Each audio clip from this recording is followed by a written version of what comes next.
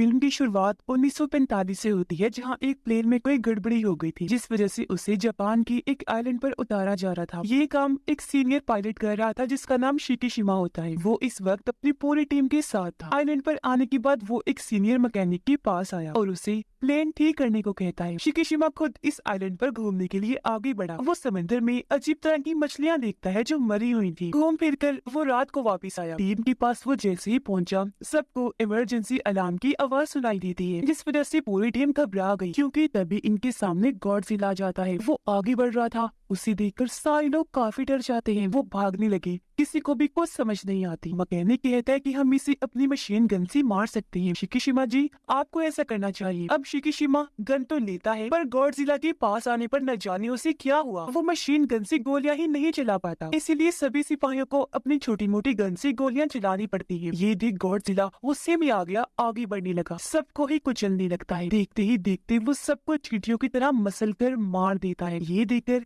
शिकीशिमा काफी डर गया, जिसके साथ ही वहाँ जोरदार धमाका हुआ। शिकीशिमा काफी दूर जाके गिरा, वहीं बेहोश हो जाता है और सबको मारने के बाद गॉडजिला जोरों से धाड़ने लगता है। सुबह जाकर शिकीशिमा को होश आई। आगे बढ़ने पर उसने देखा कि मेरी पूरी टीम मारी गई है। हर तरफ उनकी लाशें पड़ी हुई थी। लाशों को मैकेनिक यहाँ एक साथ लाकर रख रहा था, क्योंकि गॉडजिला के हमले में वो किसी तरह बच गया था। शिकीशिमा के वहाँ आने पर मैकेनिक उस पे काफी भड़क गया। कहता है कि इन सब की मौत की जिम्मेदार तुम हो, तुमने गॉडजिला पर वार नहीं किया, इसीलिए सभी मारे गए। जो सुनकर वो काफी दुखी हो गया। कुछ टाइम के बाद शिकीशिमा को बाकी पायलट्स के साथ वापस टोक्यो भेज दिया जाता है। वो जब घर आया तो पता चला कि यहाँ बमबारी की वजह से सब कुछ तहस नहस हो गया है। सारे घर टूट फूट गए, यहाँ तक कि शिकीशिमा का घर भी पूरा बर्बाद हो चुका था। यहाँ उसकी पड़ोसन मिली, कहती है कि तुम बच गई हो। रोती हुई बोली, पर मेरा बेटा मारा गया। शिकीशिमा पूछता है, क्या मेरे मॉम डैड जिंदा है? वो कहती है कि नहीं, यहाँ सभी मारे गए हैं। दुखी होकर आगे बढ़ी, बार बार यही कहती रहती है कि हमारी किस्मत ही खराब है, जिसमें हमारे साथ ये सब हो गया। शिकीशिमा जब आगे बढ़ा तो पुलिस एक औरत के पीछे पड़ी हुई थी। उसने हाथ में बच्चा उठाया हुआ था। औरत जब भाग रही थी तो वो उसके सामने आ गया। तब औरत शिकीशिमा को वो बच्ची पकड़ाकर वहाँ से भाग जाती है। वो जब थोड़ा आगे बढ़ा तो वही औरत उसके पास आई। शिकीशिमा उससे पूछता है कि तुम कौन हो? वो बताती है कि मेरा नाम नोरी है। ये बच्ची मुझे एक जगह पर मिली थी, मैंने इसे ले लिया क्योंकि इसके मॉम डैड भी धमाके में मारे गए। ये सुनकर शिकीशिमा कहता है ठीक है, और बच्ची उसे पकड़ाकर आगे बढ़ने लगा। नोरी भी उसके पीछे पीछे जाने लगी। कहती है कि तुम हमें इस तरह अकेले नहीं छोड़ सकती। रात के वक्त ये लोग शिकीशिमा के घर के पास गए। नोरी बताती है कि मेरा इस दुनिया में कोई नहीं है, और सच बात तो ये है कि इस बच्ची की मॉम ने इसे मेरे हवाले कर दिया था, ये कहकर कि अगर मुझे कुछ भी हुआ तो इसे तुम पाल लेना। जो सुनकर शिकीशिमा काफी खुश हो गया। कहता है कि तुम बहुत अच्छे इंसान हो जो इस छोटी सी बच्ची को पाल रही हो। अगले दिन काम की तलाश में शिकीशिमा आगे बढ़ा। पड़ोसन से पूछती है कि वो औरत और बच्ची कौन है। शिकीशिमा जवाब देता है कि मुझे नहीं पता, वो मेरे पीछे आ गई थी। हमारी तरह वो भी बेघर और लाचार है। पड़ोसन फिर पूछती है कि वो बच्ची हर वक्त क्यों रोती रहती है? क्या उसकी मॉम उसे दूध नहीं पिलाती, कोई चीज नहीं खिलाती? शिकीशिमा कहता है कि वो उस औरत नोरी की बच्ची नहीं है। ये सुनकर पड़ोसन को बच्ची पर तरस आ गया। वो उसे दूध पिलाती है। ये उसे शुक्रिया अदा कहती है और एक साथ ही रहने लगे। 1 साल तक सब ऐसे ही चलता रहा। एक दिन शिकीशिमा कहता है कि मुझे गवर्नमेंट की एक नौकरी का खत मिला है, जिसमें मैंने समंदर की गहराइयों में मिशन करने जाना है। दरअसल मेरा काम वहाँ बॉम्ब्स को ढूंढकर उन्हें खत्म करना है, जो माइंस खुदाई करके वहाँ लगाए गए हैं। वो दूसरी जंग के दौरान अमेरिका और जापान ने लगवाए थे वहाँ। नोरी कहती है मगर ये काम काफी खतरनाक लग रहा है। शिकीशिमा कहता है कि हाँ है तो खतरनाक, लेकिन इसके बदले हमें बहुत सारा पैसा मिलेगा, जिससे हम जिंदगी में आगे बढ़ सकते हैं, बहुत खुश रहेंगे, जो बच्चे के लिए बहुत जरूरी है। नोरी कहती है मगर मैं तुम्हें मरने नहीं देना चाहती। शिकीशिमा कहता है पर मुझे कुछ नहीं होगा, क्योंकि गवर्नमेंट हमें काफी अच्छे हथियार और कश्तियाँ दे रही है। पर अगले दिन शिकीशिमा जब काम पर गया तो उससे पता चला कि गवर्नमेंट ने इनके साथ बस झूठ बोला है, क्योंकि इन्हें बस आम से हथियार और कश्तियाँ दी जा रही। यहाँ शिकीशिमा की मुलाकात डॉक्टर से भी हुई, जो इस पूरे मिशन के हेड थे। डॉक्टर उसे भी कश्तियों के बारे में सारी बात समझा देता। डॉक्टर के लोग एक माइन बॉम्ब को ढूंढकर उस पर निशाना लगा रही थी। कई बार शूट करते हैं, लेकिन उनका निशाना ठीक नहीं लग रहा था, हमेशा चूक जाता था। मगर जब शिकीशिमा निशाना लगाता है तो वो आसानी से ही माइन बॉम्ब को फोड़ देता है, जो देखकर डॉक्टर काफी खुश हो गया। रात को शिकीशिमा को वही सपना आया, जिसमें गॉडजिला उसके साथियों को कुचल चलता हुआ आगे बढ़ने लगता है। ये भयानक सपना देखकर शिकिशिमा चौंक कर उठ जाता है। अपने साथियों की मौत पर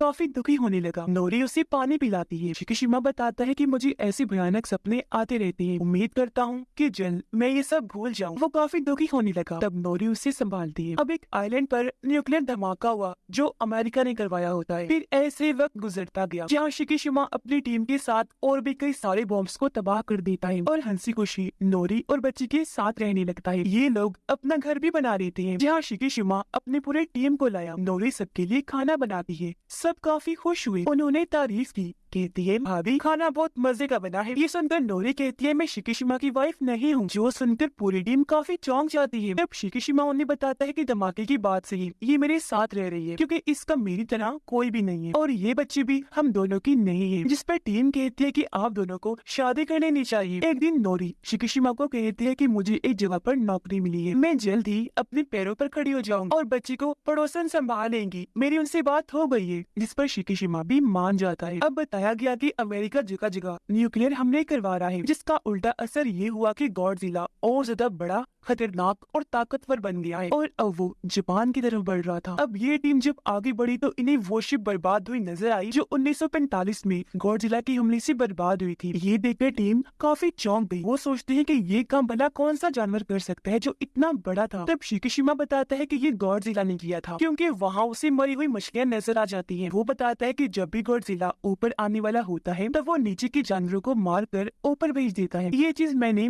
एक आइलैंड पर देखी थी। अब अचानक कई सारी बड़ी मरी हुई मछलियाँ शिप के चारों तरफ फैल जाती हैं, जो देख शिकिशिमा काफी घबरा गया क्योंकि समझ गया था कि यहाँ पे गॉडजिला आ रहा है। वो डरते हुए कहता है कि हमें यहाँ से जल्द निकलना चाहिए। जिसके साथ ही गॉडजिला पानी से बाहर आ जाता है। वो इनकी शिप के पीछे लग गया था और ये लोग तेजी से आगे बढ़ रहे थे। शिकिशिमा और डॉक्टर एक काफी बड़ा बॉम्ब पानी में फेंकते हैं जो गॉडजिला से जा टकराता है। इन्होंने कई सारे धमाके किए पर गॉडजिला का जिस्म इतना मजबूत था कि इन धमाकों का उस पर कोई असर नहीं होता, बल्कि अब वो अपना मुंह भी बाहर निकाल कर आगे बढ़ने लगता है। ये लोग एक और बॉम्ब पानी में फेंकते हैं लेकिन बॉम्ब को फोड़ने वाली तार ही कट हो जाती है। इसीलिए शिकिशिमा ऊपर आकर मशीन गन से गॉडजिला के मुंह में कई सारे शॉट्स करता है जिससे वहाँ धमाके होने लगे और गॉडजिला के मुंह का एक हिस्सा तबाह हो जाता है। लेकिन अचानक ही खुद ब खुद हील होकर ठीक हो जाता है और अब वो पूरा उठ खड़ा हुआ इससे पहले शिप पर हमला करता। तभी दूसरी साइड से जापान की आर्मी आकर अंधाधुंध गॉडजिला पर हमले करने लगती है, जिससे वो काफी गुस्से में आ गया। शिप के नीचे से जाकर हमला कर देता है, पूरी शिप को पलटने लगा। मगर वो लोग अभी भी नहीं रुकते, बार बार उस पर वार करती रहती है, जिससे गॉडजिला भी जख्मी हो गया पानी में चला जाता है और अब वो खतरनाक लहरें छोड़कर शिप को पलट के ही रख देता है। फिर पानी से बाहर आकर जोर से दौड़ने लगा। शिकिशिमा की टीम काफी डर जाती है और अब वो वापिस से पानी में चला जाता है। इस हमले में शिकिशिमा भी काफी जख्मी हो गया। वो जब घर आया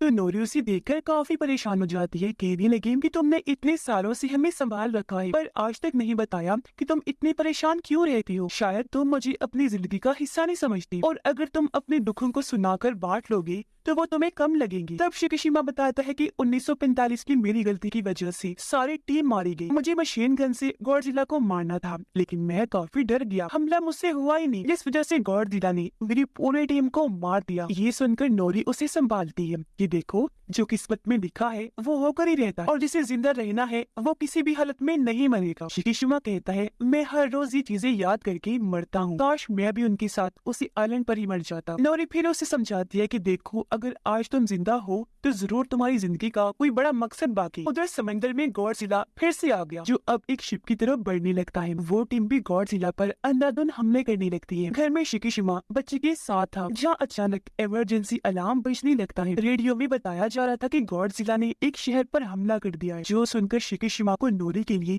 काफी फिक्र होने लगी क्योंकि वो भी उसी शहर में ही नौकरी के लिए गई, जबकि उस शहर में गॉडजिला तबाही मचाता हुआ आगे बढ़ने लगता है। इस वक्त नोरी एक ट्रेन में बैठी गॉडजिला को देख रही थी और अब वो उस ट्रेन पर ही हमला करके पूरी ट्रेन को ही उठा लेता है। वो नोरी वाले ट्रेन के डब्बे को मुंह में लेकर चबाने लगता है। नोरी काफी डर गई जो एक जगह लटकी हुई थी और अब वो अपनी जान बचाने के लिए पानी में कूद पड़ती है। यहाँ कुछ रिपोर्टर्स गॉडजिला की रिपोर्टिंग कर रहे थे उसकी वीडियो बनाकर। उन्हें वो देख चुका था और अब गॉडजिला उनकी तरफ बढ़ने लगा, लेकिन वो फिर भी वहाँ से नहीं हटी। गॉडजिला वहाँ आकर मुक्के से उस पूरे टावर को तबाह कर देता है। वो टूट गया, जिससे सारे रिपोर्टर्स मारे जाते हैं। नोरी जब भाग रही थी तो यहाँ शिकीशिमा आ गया और अब ये दोनों सारे लोगों के साथ भागने लगते हैं। गॉडजिला भी उनके पीछे पीछे ही था। जहाँ आर्मी उस पर टैंक से हमले कर रही, उसे गुस्सा आ गया और अब गॉडजिला की पंख और पीठ से नीले रंग की रोशनी निकलने लगती है, जिसके साथ ही वो खतरनाक शुआएं लहरें बाहर निकालने लगता है। ऐसा होते ही वहाँ जोरदार कई सारे धमाके होने लगे, जो वहाँ के सभी लोगों और बिल्डिंग्स को अपनी लपेट में लेने लगे। शिकीशिमा को इससे बचाने के लिए नोरी उसे धक्का दे देती है और इस हमले की तबाही को अपने ऊपर ले लेती है। कुछ देर के बाद शिकीशिमा जब बाहर आया तो उसे नोरी समेत दूर दूर तक कोई भी दिखाई नहीं देता। हर चीज तबाह बर्बाद हो चुकी थी और अब नोरी की मौत की वजह से शिकीशिमा काफी दुखी हो जाता है। फूट फूट कर रोने लगा। यहाँ गॉडजिला चिल्लाते धाड़ते हुए आगे बढ़ने लगता है। उसे देखकर शिकीशिमा को भी गुस्सा आ गया। वो भी बदला लेने के लिए धाड़ने लगता है। शहर में सारे लोग हर तरफ फैली तबाही को देखकर काफी परेशान हो जाते हैं और अब से फिर गॉडजिला पर ये लोग रिसर्च करने लगे। घर आकर शिकीशिमा नोरी के लिए दुआ करवाता है। बच्ची को भी संभाल रहा था जो काफी रो रही होती है। डॉक्टर यहाँ सबको बताता है कि गवर्नमेंट ने हमें और बाकी दुनिया भर की सिपाहियों को गॉडजिला को रोकने के लिए चुना है और अब मेरे पास एक प्लान है। जिसके बाद वो ने उस जगह पर लाता है जहाँ गॉडजिला को रोकने वाली पूरी टीम थी और तब यहाँ जनरल आकर सबसे मिलते हैं। कहते हैं कि गॉडजिला के हमले काफी बढ़ चुकी है। इन हालात में हमारी मदद कोई नहीं करेगा, हमें जो भी करना है खुद ही करना होगा। फिर वो बताता है कि गॉडजिला को हराने के लिए डॉक्टर ने एक प्लान बनाया। जो सुनकर सारे लोग कहते हैं कि हमने गॉडजिला को अपनी आंखों से देखा है, वो बहुत ताकतवर खतरनाक है, उसे हम किसी भी तरह नहीं रोक सकते। ये सुनकर डॉक्टर कहता है मैं एक नेवी ऑफिसर भी हूँ, साथ ही एक साइंटिस्ट भी हूँ। हमने गॉडजिला पर हमला किया था जिसमें हम कामयाब भी हुए थे। हमने उसका आधा चेहरा धमाके से उड़ा दिया था, लेकिन वो दोबारा हील होकर ठीक हो गया था। पर इस बार हमारे पास नया प्लान है। हम शिप्स के जरिए गॉडजिला के जिस्म के अलग अलग हिस्सों पर गैस के सिलेंडर लगा देंगे, फिर उसी की स्पीड से काफी तेजी से उसे समंदर की गहराइयों में फेंक दिया जाएगा। जिस समंदर में हम ये करने वाले हैं वो काफी गहरा है। गहराई में जाने की वजह से प्रेशर उसका जिस्म बर्दाश्त नहीं कर पाएगा, जिससे वो मर सकता है। ये सुनकर एक ऑफिसर पूछता है कि अगर उसे कुछ ना हुआ तो? इस पर डॉक्टर कहता है कि अगर कुछ ना हुआ तो फिर हमारे पास प्लान बी भी है। प्लान बी में गॉडजिला जब पानी की गहराई में होगा तब उसके जिस्म पर लगाए गए सिलेंडर्स पर बैलून्स गुब्बारे खुल जाएंगे, जिससे गॉडजिला जिस स्पीड से नीचे गया था उसी स्पीड से वापस ऊपर आने लगेगा। 2-3 बार बैलून्स के खुलने पर वो प्रेशर बर्दाश्त नहीं कर पाएगा और उसकी मौत हो जाएगी। ये सुनकर एक ऑफिसर पूछता है सर आपको यकीन है कि इन हमलों से गॉडजिला मारा जाएगा? इस पर डॉक्टर कहते हैं कि शायद, लेकिन ये हमें करना ही पड़ेगा क्योंकि इसके अलावा हमारे पास और कोई रास्ता नहीं है। उसका साथ जनरल भी देते हैं कि गॉडजिला पहले ही काफी कुछ तबाह कर चुका है, अब हमें उसे रोकने के लिए ये जरूर करना चाहिए, जिसके लिए वहाँ के सारे ऑफिसर्स मान जाते हैं। शिकीशिमा अपनी पूरी टीम के पास आया। डॉक्टर उन्हें कहता है कि गॉडजिला को समंदर में सही जगह पर लाने के लिए हमें एक प्लेन को तैयार करना है जो हथियारों से भरा हो और अब मुझे एक बेहतरीन मैकेनिक की जरूरत है जो ऐसा प्लेन तैयार कर दे। ये सुनकर शिकीशिमा कहता है कि ये काम मेरा दोस्त मैकेनिक कर सकता है,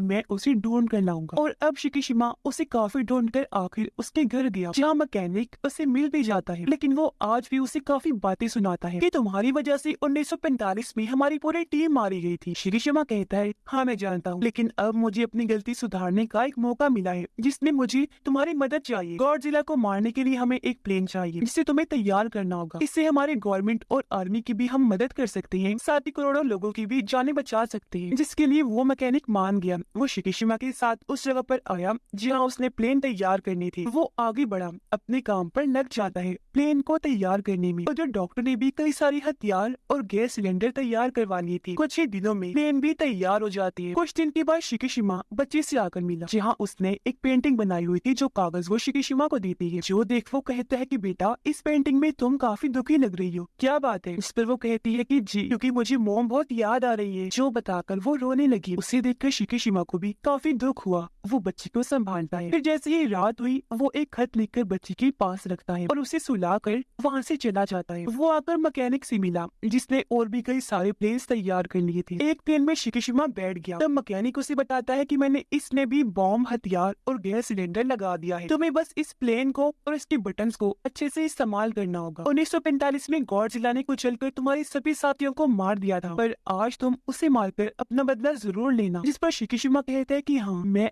ऐसा करूंगा जरूर। वो फिर बच्चे की बनाई हुई पेंटिंग देखने लगा जो इन तीनों की ही थी, और यहाँ वो बच्चे के साथ साथ नोरी को भी याद करने लगता है। अगले दिन बच्ची पड़ोसन के पास आकर उसे शिकीशिमा का खत देती है, जो असल में पड़ोसन के लिए ही था। खत के साथ कुछ पैसे थे। खत में लिखा था कि इन पैसों से बच्ची का ख्याल रखना। जो अधिक पड़ोसन समझ गई कि अब शिकीशिमा जिस मिशन पर गया है वहाँ से वापस कभी नहीं आएगा। जबकि उधर सभी शिप्स समंदर में आगे बढ़ने लगती है अपने लोकेशन पर जहाँ इन्हें जाना था। वो पानी में डिवाइसेस की मदद से आवाज पैदा करती है गॉडजिला को परेशान करने के लिए, जबकि शिकीशिमा अब अपने प्लेन को लेकर उड़ जाता है। गॉडजिला डिवाइसेस की आवाज से परेशान होकर पानी से निकलकर एक शहर में आ गया था। शिकीशिमा प्लेन को लेकर गॉडजिला के काफी करीब से गुजर जाता है, फिर उसके चारों तरफ घूमकर हमले करने लगता है गॉडजिला को भड़काने के लिए। अब गॉडजिला उसके प्लेन का पीछा करने लगा, इसलिए शिकीशिमा उसे लेकर समंदर में अपनी मेन लोकेशन की तरफ बढ़ने लगा। जब डॉक्टर उन्हें आता हुआ देखकर काफी खुश हो जाता है और वो सभी शिप्स को तैयार होने के लिए कहता है, जबकि शिकीशिमा और गॉडजिला समंदर में लगातार आगे बढ़ रहे थे। और अब जैसे ही शिप्स गॉडजिला के पास आने लगी, उसके जिस्म से फिर से नीले रंग की रोशनी चमकने लगती है। एक बार फिर पानी में शुआई लहरें छोड़ता है, जिससे यहाँ एक बार फिर जोरदार धमाके होने लगे, लेकिन इस बार शिप्स पर इसका कोई खास असर नहीं होता। जिसके बाद ये लोग पानी में सिलेंडर्स फेंकने लगते हैं। गॉडजिला की चारों तरफ घूमकर उसके पूरे जिस्म पर सिलेंडर्स लगाने लगते हैं, क्योंकि इस वक्त उसका पूरा ध्यान शिकीशिमा के शिप पर ही था। और अब ये लोग अपनी शिप्स के जरिए सभी सिलेंडर्स को चला देते हैं, जिसके साथ ही काफी तेजी से गॉडजिला को पानी में डुबो दिया जाता है। उसका जिस्म पानी में 1500 मीटर तक नीचे चला जाता है। फिर अचानक ही वो रुक गया, जो देखकर सभी लोग काफी खुश हो जाते हैं, क्योंकि उन्हें लग रहा था कि गॉडजिला मर गया होगा, लेकिन वो इतनी आसानी से मरने वाला नहीं था। पानी में जाकर भी वो उनकी रस्सियों को खींचने लगता है, जिससे वो भी समझ गई कि वो अभी तक जिंदा है। इसलिए अब वो प्लान बी के मुताबिक सिलेंडर में लगाए गए बैलून्स को ओपन करने लगती है, जिससे गॉडजिला एक बार फिर से तेज स्पीड में ऊपर आने लगता है। लेकिन 800 मीटर पर आने के बाद वो रुक जाता है और अब वो उन बैलून्स को एक एक करके तोड़ने लगता है। इसीलिए अब रस्सियों को खींचकर गॉडजिला को ऊपर लाने की कोशिश की जाती है। कुछ ही देर में वो ऊपर आ तो गया, पर उसके जिस्म पर एक भी खरोंच नहीं आई होती। वो जोर से दहाड़ने लगा, फिर से शुआओं की लहर बनाने की तैयारी करता है। उसका खतरनाक बड़ा सा मुंह देखकर सब लोग काफी डर जाते हैं। अपनी मौत को सभी लोग अपनी आंखों के सामने देख रहे थे। वो हिम्मत अब हार चुकी थी, लेकिन अभी भी शिकीशिमा प्लेन में बैठकर आगे बढ़ रहा होता है, जहाँ उसे अपने मरे हुए साथियों के साथ ही नोरी की भी याद आने लगती है और उसे एक बार फिर बदले का ख्याल आया। इसीलिए अपने प्लेन को लेकर वो गॉडजिला के मुंह में ही घुस जाता है। और अब जैसे प्लेन तबाह हुआ, काफी बड़े धमाके के साथ गॉडजिला का पूरा मुंह ही उठ जाता है। ये देखकर डॉक्टर और सारे लोग शिकीशिमा की मौत पर काफी दुखी हो जाते हैं। पर कुछ ही दूरी पर पैराशूट पर उड़ते हुए उन्हें शिकीशिमा नजर आ जाता है, जो देखकर सभी काफी खुश हो जाते हैं कि थैंक गॉड वो अभी जिंदा है। इस सब के बारे में रेडियो के जरिए मैकेनिक को भी पता चल गया था, जो जानकर वो भी काफी खुश हो जाता है और उसे याद आया कि हाँ,